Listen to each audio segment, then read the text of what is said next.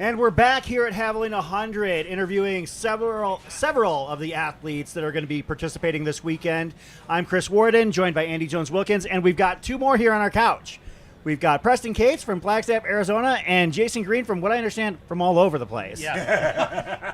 Appalachia, basically. Okay. I've heard so many different stories as to your origin. Maybe we'll have to clear that up here today. This is true. So, Jason, I'm going to start with you. Yeah. How many times have you been down here to Javelina, but also to like just the desert and these Aravaipa races? Over the last 8 years, I would say about 7-8 times. Like last year, I came to crew Patrick Regan and have fun. Year before, I came to run, crewed additional years.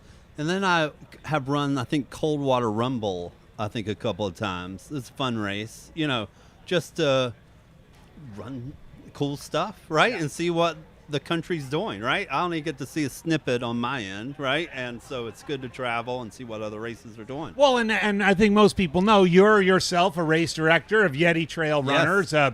A bunch of races in the Southwest and some Southeast, and some in the Northwest. Yeah. And, you have a lot in common with Aravaipa in that you're all about community and building the community and making the races as accessible as they can possibly be to as many different people as possible. What do you think of what Javelina has become? I think it's the most wonderful thing in ultra running. I really do. This is why I come back. This is why I try to be a part of it so much, is because in my heart, this should be our championship of ultra running. This is where we all meet, party, have fun. It's a great representation of our community here, right here, from start to finish, and I love that. I love it. Well, we'll make a note of that and see if we can get the powers that be in the ultra running world to do that. Preston, you've chosen Javelina 100 to be your first 100-miler. What's been your longest run so far? I've done 88 miles on a track before, so that was long. On a track? Yeah, it was Quarter-mile track? 400-meter track? So I'm ready for the loops here, baby. Let's get the loops going. That nails one of those questions. Yeah, we're getting loopy this weekend. So I've done 88 miles on a track, but in terms of an actual race, I've done generally 100 Ks, and so sometimes they're long because of elevation gain, but this is going to be the longest for sure. So. Well, one of your most recent results was the one that actually popped out to me when I was doing my research, and that was your finish here at the Javelina Hangover 75K earlier this year, where you actually broke a course record that was held by none other than Nick Curry. And when Nick Curry ran that race, we were all gobsmacked at how fast he was moving. You broke that. I believe that he was a 5:49 for the 75K, and you were a 5:46. How do you think that you can make that translate to this race? I mean, the Pemberton Trail is basically almost the entirety of this race. Does that make you feel ready to do some great things out here? Yeah, I picked that race and ran that race for intel on this course. And to be honest, I think there's a lot of variables that play in my favor with coming here now. I mean, I went down with just a friend during the hangover, and it was a solo run by yourself. You're in the night, and I'm an extrovert, and so I'm excited to be around competitors with people and higher energy. And so we have the whole shebang here. We got a whole crew of people watching. We got great commentators, so it's going to be a party, and I'm excited.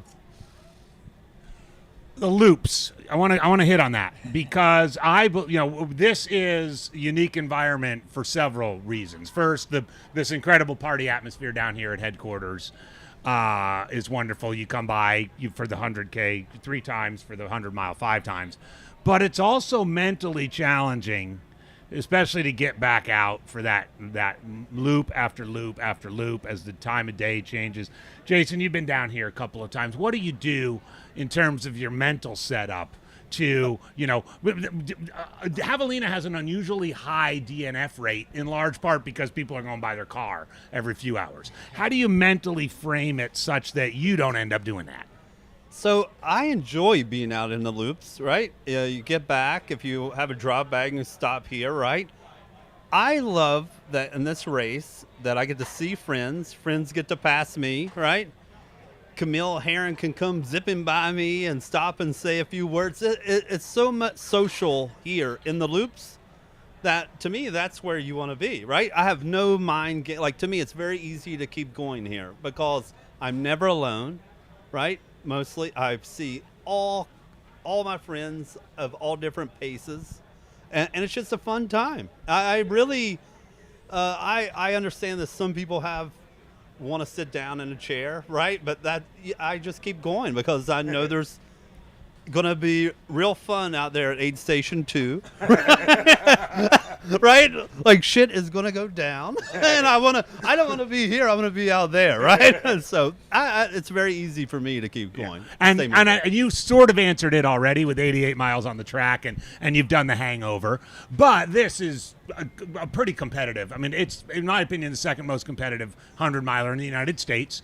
The field is stacked this year. So you've got the added the mental strain of being in the cauldron of competition and the multiple loops, and you said you're an extrovert and you're going to have your friends around here with costumes and music playing and maybe an adult beverage or two. So how are you angling your mental preparation for this? Yeah. To answer the question directly about motivation to get back onto the course when you come through aid, the faster you run, the sooner you're finished. So that's some unassailable logic right there. Absolutely. Right? You black and white there, baby. But yeah, and so I think you're going to regret it if you stay too long or you DNF. There's nothing more inspiring than figuring your own way through that finish line.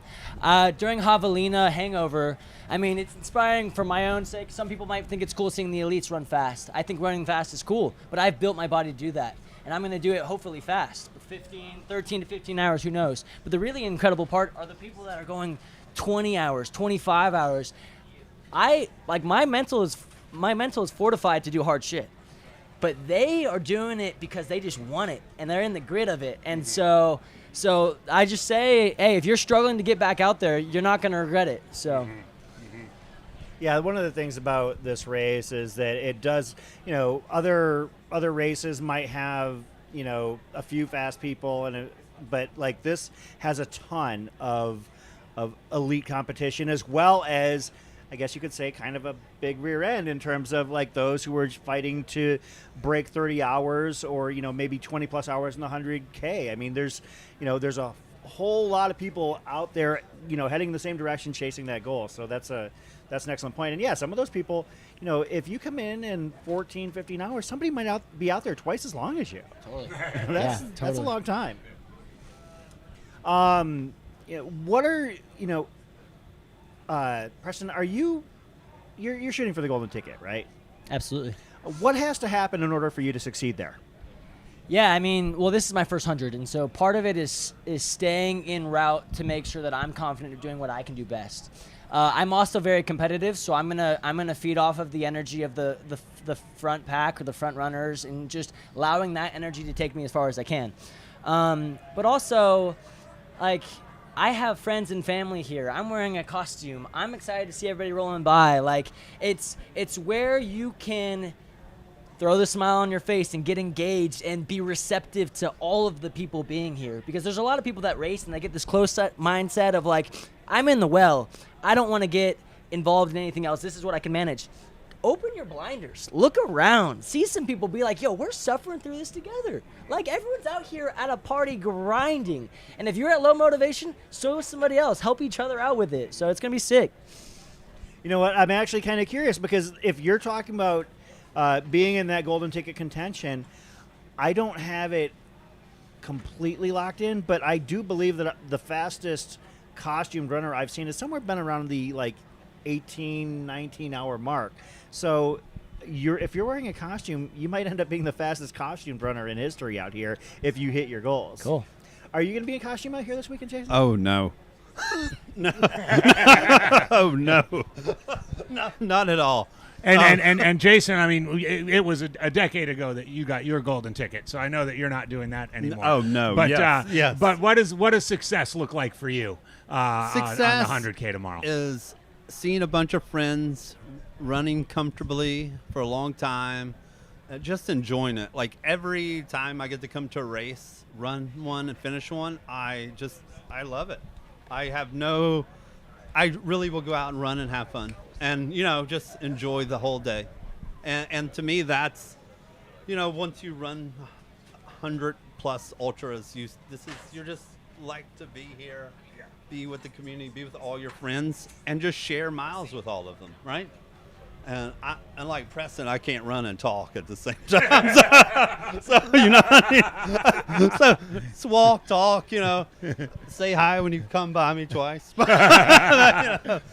I think that's what my goal is always these days, is to really enjoy it and have fun and just see everyone and I for once I get to talk to people that come to my race, run with them, lift them up, have fun, I enjoy it, right? Because sometimes as a race director, I'm like, oh man, I would really like to be out running with all of you, and here's a chance for me to get to do that with, a lot Well, and I'd jump in and say I love the fact that you and other Jamil does this, Craig does this, other high-profile race directors do spend time running other races to experience them in the middle or the back of the pack, to experience them, to understand them, to bring little tidbits from those races back to their own. Yes. And we're always learning, we're always growing, and that's how the community is made stronger by, for example, your participation here this weekend. Yeah, I mean, just noticing the trends of what runners want,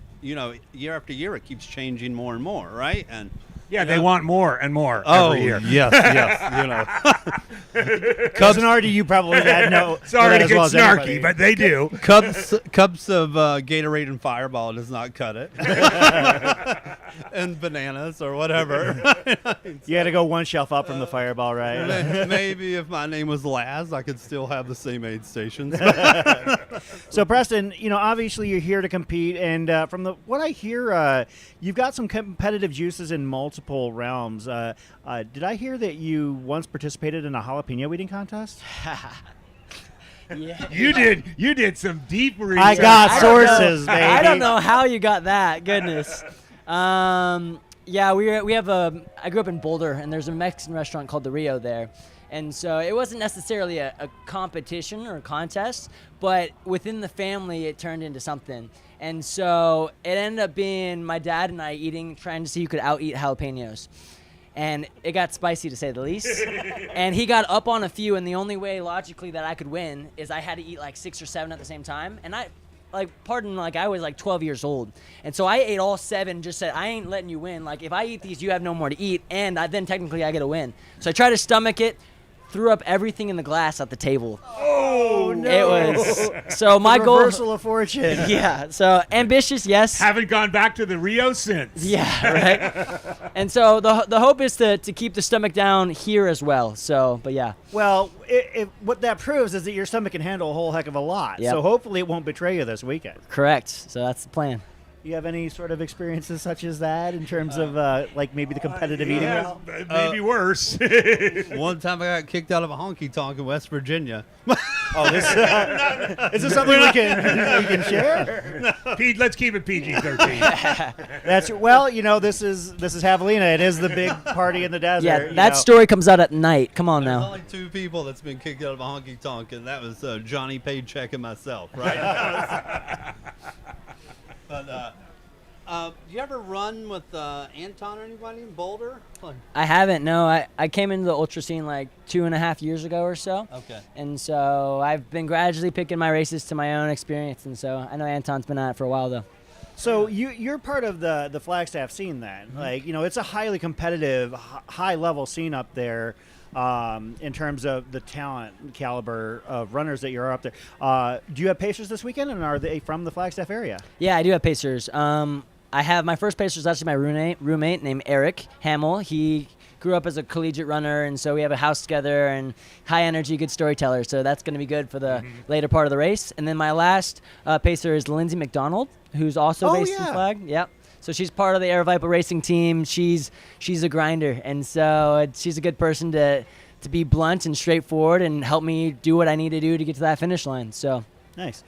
Jason, do you have any pacers for your final lap in the no, just people in costumes. So just everybody you see and as a potential and that pacer. person in costume is not that person Preston. looks like they're going about my piece. No pacers, just having fun with everyone. I got pretty good mental strength to just hang on and share a few laughs and good jokes with everyone. So And this is your first time, or this is not your first time. This is, you've been here many times. You keep coming back whether you're racing, whether you're here to be part of it. Is this your first time here, Preston? Like first time at Javelina? I watched and kind of crewed last year for some people. So this is your first time running it, but you've been privy to the atmosphere here. Yeah, So. my eyes were wide open when I was here. I was like, especially when we got to the later night, I was like, dude, it doesn't stop. It just, and to be honest, I mean, I think it might be bigger this year than last year, and it's continuing. Oh, absolutely. There's probably 50% more crew spaces this year than last year, because last year we capped it, I believe, just under 200, and this year through the crew reservation system, I believe we had over 250 reservations. Totally. So there are more tents being set up. So. Totally. Yeah, it's getting big. It's getting out of hand. I love it. And so the hope now is to try to get all the elites to wear costumes, because that's what this is about. So come on. I love it. So put that down there. Yep. Hey, I know the viewers and listeners love to hear about like shoes and gear and stuff like that. So just real quick, while we still have time, what are you gonna rock on your feet and up the rest of your body? A shoe store 2 weeks ago gave me a pair of New Balance like B3X foam. It's a really long name. And they are really cushy and really awesome. That's what I'm wearing. So you're wearing those? Are they road shoes? No, they're trail shoes. yeah, Okay. and very cushy, Nice. like sofa cushy. Like Yeah. they felt really good, and I don't know. I only have like 12 miles in them, maybe. So we'll see what happens. Yeah. They feel good. I'm going to go with it. And then do you wear a vest or bottles, or how's your setup that I way? wear 2 bottles up front, like a white vest, and then a white rabbit shirt with like holes in it. Yeah. All right. Which Cool. is good. All right. What are you rocking? What are you putting on your feet? the Nike Trail Ultraflies are going on the feet. Okay. So I'm sure you guys have seen some of them. Oh, so yeah. I'm excited to wear those. And then I'll have another pair of trail pegs just in case if I want to switch. But I'm liking my shoe choice. Yeah. So. And then what's your nutrition, hydration you carry? Carry handhelds, a vest? I'm going to have a naked belt. Okay. But we tweaked it a little bit to fit the costume, which is good. And yeah. I had to interrupt. I love hearing the fact that you are so intent on basically repping the costume, because that is something that we do not see from most of the people that are chasing down golden tickets. Typically, it's like you got the front runners that are like out there, like geared like normal for a fast 100, and then like the rest of the pack is in costumes. You're throwing on both ends there. Yeah. I mean, you're going for having a great day on your feet and from head to toe as well. Yep.